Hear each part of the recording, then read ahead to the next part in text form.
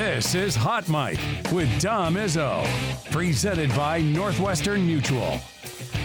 All right, welcome back, everybody. Final half hour here on a busy Monday moving show. Talked about it off the top. We are 12 days and counting for North Dakota State's FBS opener. Week 0, 4:30 on August the 29th. They'll take on Jacksonville State out of Conference USA. A lot of memories with this football program, and I think it's really unique. Jacksonville State and North Dakota State played in the Division II era.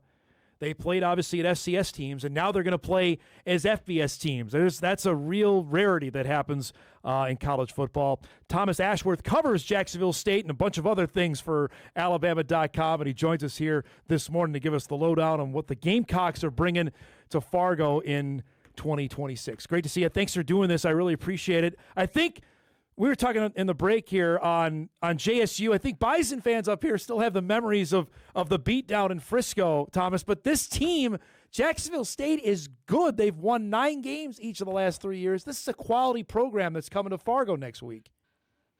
Yeah, I mean, that was a really talented team, obviously, in that 2015 game. Two really talented teams. And, I mean, now they've had a decade of building on top of that. And like you said, I mean, they made the transition in 2013 or ahead of the 2013 season. Probably went, as I told you in the break, probably better than anyone would have thought.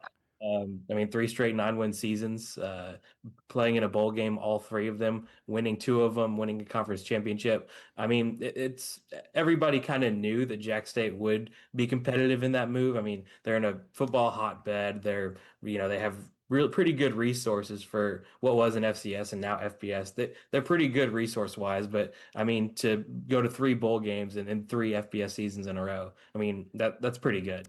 How much did Rich Rod change things down there? Because we know John Gross, who's the coach, and led them to some FCS prominence. But when Rich Rod got the job, when they made the move, that grabbed plenty of headlines. What did that do to change things?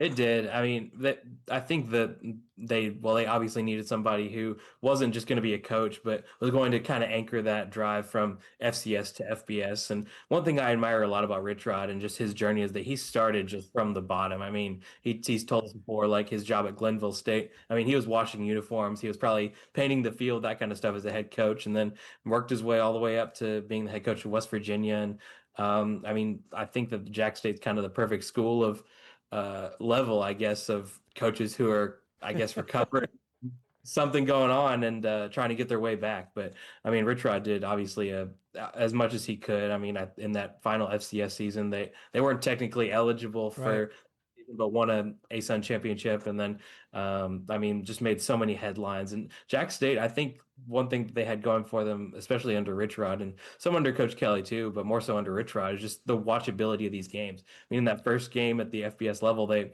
won on a pick 6 by a 7th-year senior, or not a pick 6, but an interception on it by a 7th-year senior. I mean, they've come down from like 3 scores in the bowl game. They won on a field goal in overtime. I mean, this team was just so watchable. And I think that combined with obviously Rich Rod being on the sideline and those weekday nights games, I mean, this team has been really fun to watch and to watch too.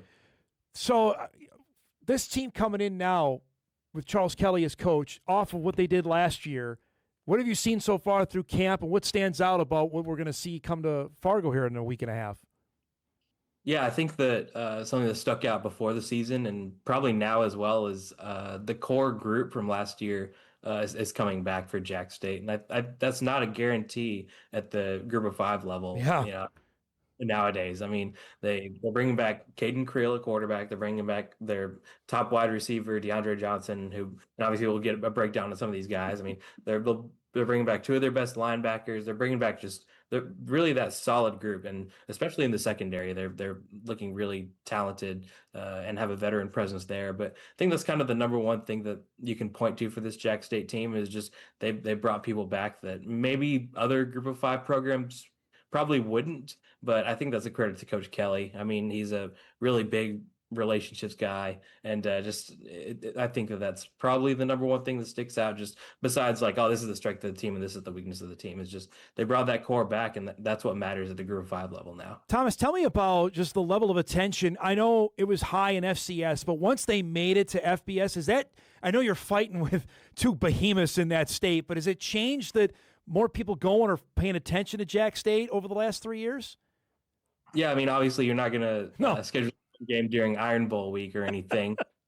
But I mean, they're fun to watch, as I said. I mean, Conference USA has these midweek games. Kind of, it was, I think a couple weeks or a couple years ago was MACtion was the big thing to watch, and then Conference USA has their weekday games coming up that pretty much a little bit earlier than the MAC schedule as well. So it's made them fun to watch. And I think that it's different in Alabama, just the sports culture. And you can speak for this as well, just because there's no pro teams, there's no NFL team, there's no NBA team, there's no NHL team, there's no MLB team. So everybody just loves college football. And I think that if Jacksonville State was maybe in a different state, it might be a little different. But I think people just want to consume college football no matter what in Alabama. And I mean, those weekday games, just the watchability that I talked about in Jack State, there've been some really fun games just to watch. So I mean, I think that's really put them on the map, and obviously success helps in winning championships. We got a little need to know here on Jacksonville State. 9-5 last year, made it to the CUSA title game, 3 straight bowl games, as you mentioned. Caden Creel is back at quarterback, who's an elusive guy, not only throwing the ball, but certainly running it. Caleb Nix is a guy obviously going to get plenty of attention because his older brother is the quarterback of the Denver Broncos. But those two guys, you mentioned their 6'8" wide receiver as well. That jumps off the page to me. What else we don't know we need to know, Thomas, about Jack State? Yeah, I mean, I think quarterback Caden Creel is probably the most important guy on the roster. I mean, I remember, I think it was the beginning of last year. This time last year, he was returning punts with special teams. Wow! Just because of how athletic he is, and then worked his way up and is the starting quarterback and won MVP of the bowl game. So, I mean, this is a guy that's he entered as the backup, and just the offense just worked really well with him. He can really run. I think that his passing's improved since the beginning of last season.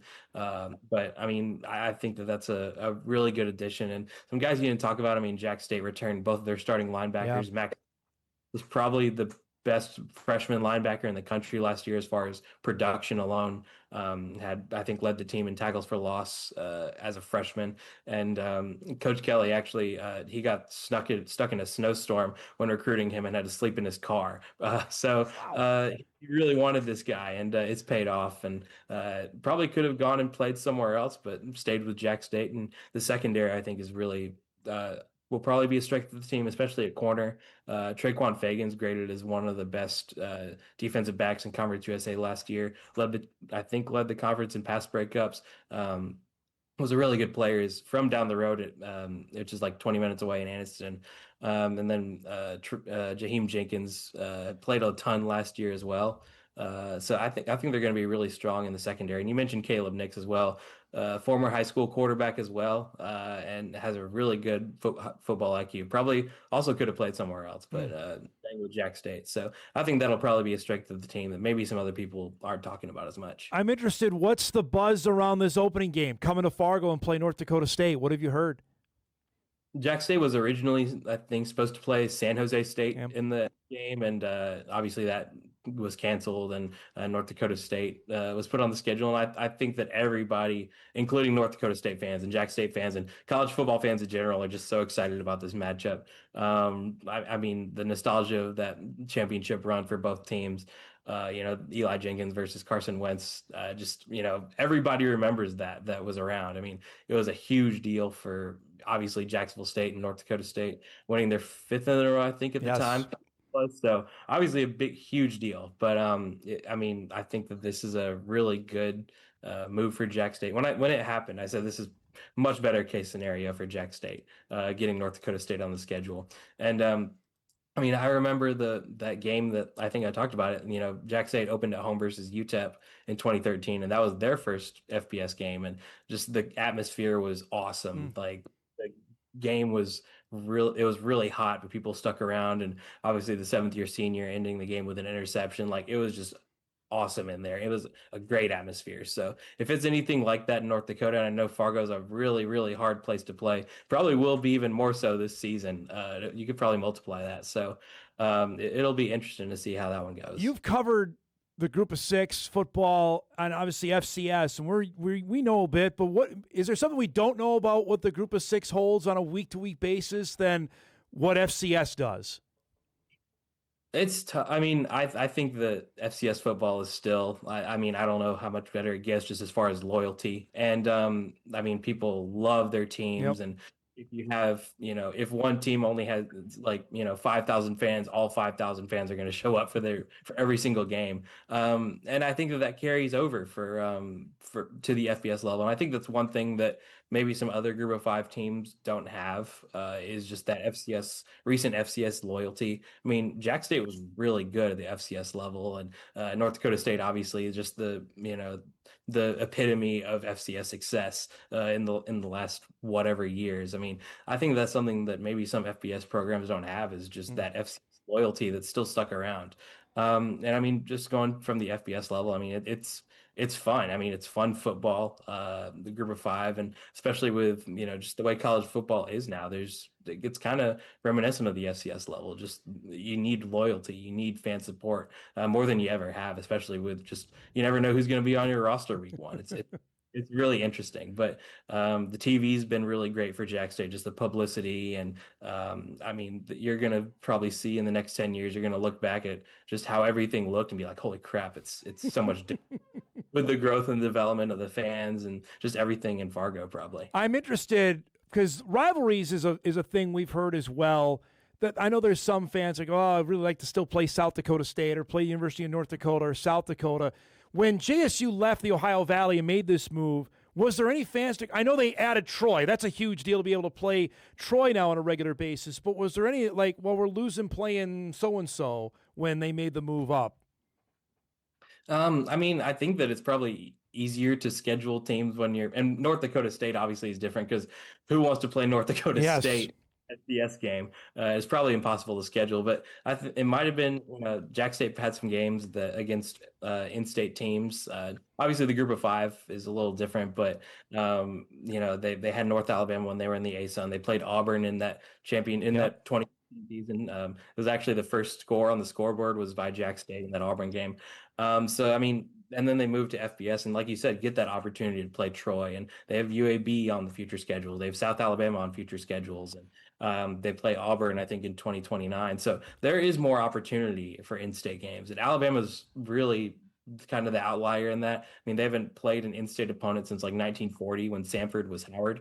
So it's Auburn, obviously. So They're not hitting anybody. But outside of that, Jack State really does have some opportunities to play some in-state games. And I mean, that's a direct credit to their move to FBS, obviously. So, fun. I'm interested in that going forward for scheduling wise, because this is great. The Bison are going to go to Jacksonville State in 2029, which will be tremendous to see how this goes forward in terms of scheduling other group of six schools, because we're waiting, because that was always the thing in FCS. No one wanted to play the Bison. I'm really interested to see who's going to take that leap and play them as a group of six school now. For sure. Appreciate you doing this, bud. Thanks so much for the time. Be well, and we'll talk again down the road, okay? Yes, sir. Appreciate you guys. Thomas Ashworth joining us from Alabama.com, covers Jacksonville State and all they have to offer. You mentioned, you saw that graphic there, exactly what they bring to the table. Creel, 1,500 passing yards, another 1,000 rushing yards, combined for 16 touchdowns. Nix had 63 tackles, 4 interceptions a season ago. I mean, you look at what they've done since they moved up. 2023, first year, 9-4. Made a bowl game that year. 2024, 9-5. Made a bowl game. Last year, 9-5. I would argue they've been better in FBS than they were in FCS. And I know they had some good teams. I'm looking at their playoff success, though, right? The last time they made the FCS playoffs was the weird spring year of 2020, which was in the spring of 21, where they beat Davidson and lost to Delaware in the quarterfinals. Prior to that, a normal year was 2018. They beat ETSU and lost to Maine.